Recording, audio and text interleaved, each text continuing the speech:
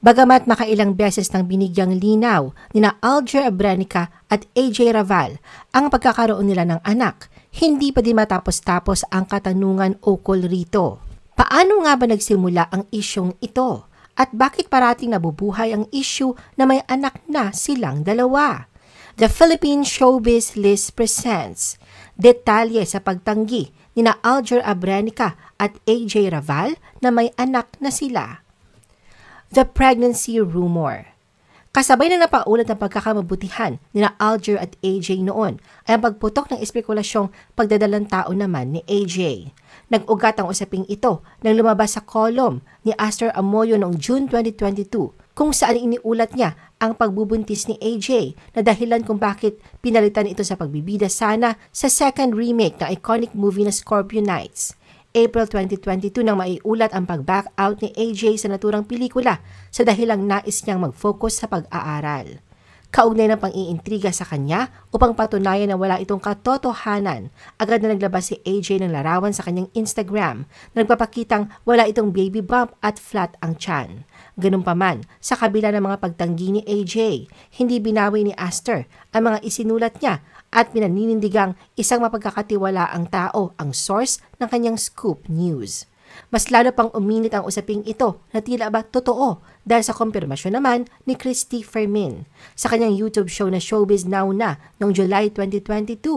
Dito ay walang pag-aatubiling kinumpirma ni Christy na buntis nga si AJ at anya umamin umano ito sa kanyang source na pinangalanan niyang si Alger. Hinamon pa ni Christy si AJ na magpa-interview ng live kung totoo mang hindi talaga ito buntis para makita ang tiyan nito. Naniniwala din siya ng mga lumang letrato ang inilalabas ni AJ sa social media para pagtakpan ang tunay na kalagayan nito. Kasabay nga nito ay pumutok din ang napapabalitang pag-pack up ng shooting ng pinagbibidahan niyang Viva Max movie na Us and Her na lalong nakadagdag ugong kung buntis nga ba si AJ. Kasunod ng revelasyon ni Christy, ay agad na naglabas ng pahayag si AJ kung saan ay muling itinanggi ang chismis. Sinabi niya na nagpositibo siya sa COVID at hindi raw totoong nawalan siya ng proyekto dahil sa balita tungkol sa di umano'y pagdadalang tao niya. Upang mapatunayang hindi totoo ang balitang buntis at tila sagot na rin sa hamon ni Christy sa kanya na mag-live. Noong July 28, 2022, challenge accepted nga ang ginawa ni AJ na sa halos 10 minuto na Instagram live ay mapapanood na nakaupo siya sa makeup chair habang inaayusan ng kanyang hairstylist. May mga pagkakataong ipinapakita din ni AJ ang hubog ng kanyang katawan na animoy ipinangangalandakang hindi siya buntis. Nagsalita pa si AJ kung saan sinabi nitong huwag masyadong nagpapaniwala sa chismis. Nilaan niya kahit anong gawin niyang eksplanasyon, yung mga galit lang naman daw ang maniniwala doon. Hinahayaan na lang daw niya ang mga ito kung ano ang gustong paniwalaan kasi the more na pinagtatanggol ang sarili, the more na mas inaatake naman ng mga tao. Samantala, August 2022 nang nasilayan si AJ sa isang MediaCon sa gitna ng pregnancy rumor na idinidikit sa kanya. Kasama niya roon ang ama niyang si Jeric Raval na mariing pinabulaanan ang intriga tungkol sa anak. OG Diaz claimed AJ gave birth to baby with Alger.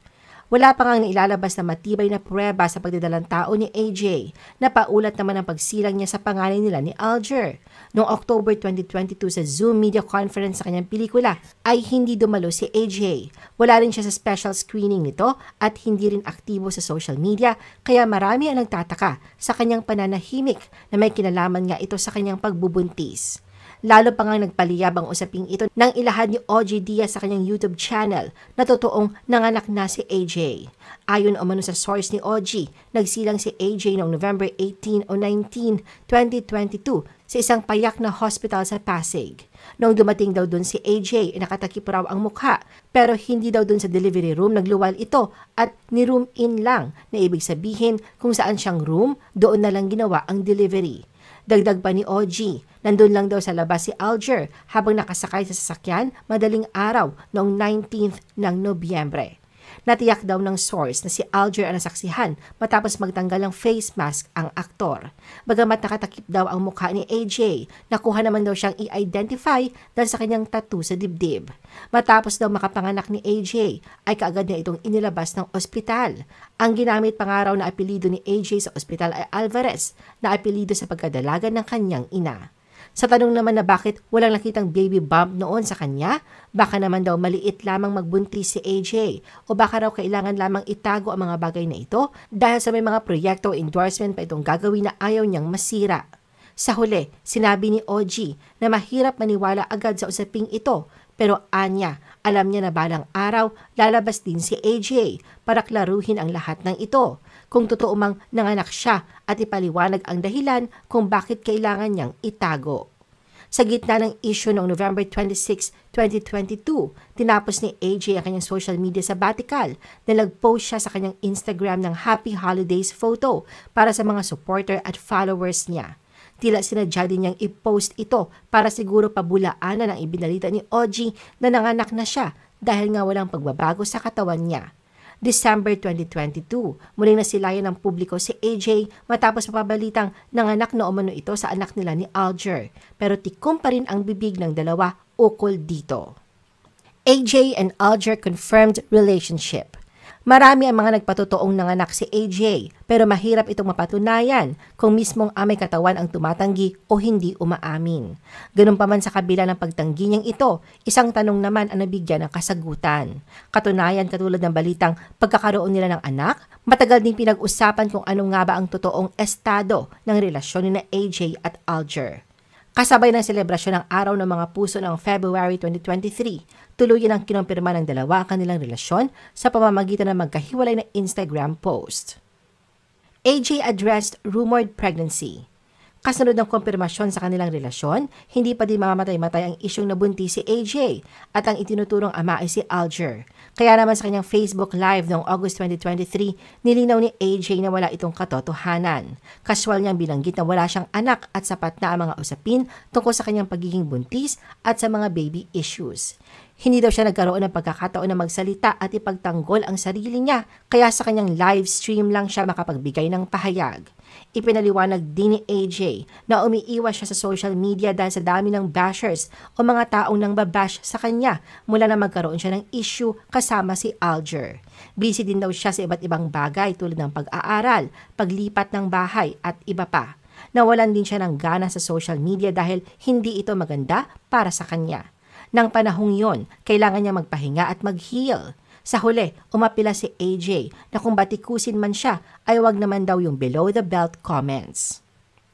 Alger and AJ spotted at an event with a young girl. Ang pagkakaroon ng anak na AJ at Alger ay muling nabuhay matapos na mamataan siyang may kasamang bata.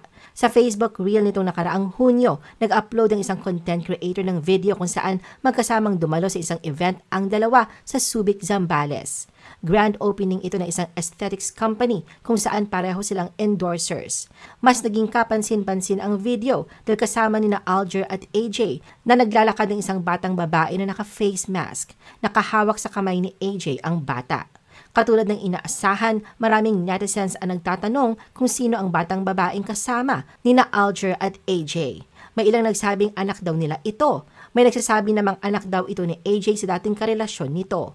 Sabi ng isa, parang nagpakaama si Alger sa umano'y baby ni AJ, kaya may dalawa itong anak kay Kylie Padilla na sina Alas at Axel. Meron naman nagsabing baka hindi ito anak ng dalawa dahil medyo malaki na ang bata. Kaugnay nito sa isang panayam, nilinaw ni Jeric Raval na isa sa mga apo niya ang batang babaeng kasama ni na AJ at Alger. Ayon kay Jeric, anak ito ng anak niyang si Ace Raval. Makailang beses na raw nilang sinagot ang isyong pagkakaroon ng anak ni na AJ at Alger. Sa tanong naman kung nagli-live-in na daw ang dalawa, sinabi ni Jeric na hindi at iginiit na sa kanya pa rin nakatira si AJ. AJ and Alger deny love child rumors. Sa Unplugged YouTube channel ng veteran broadcaster na si Julius Babaw na in-upload nitong August 27 sa magkahiwalay na panayam kina Alger at AJ, tahasang itinanggi ng dalawa ang pagkakaroon nila ng anak. Si AJ ang unang tinanong ni Julius tungkol sa issue at sinabing hindi totoong may love child na sila.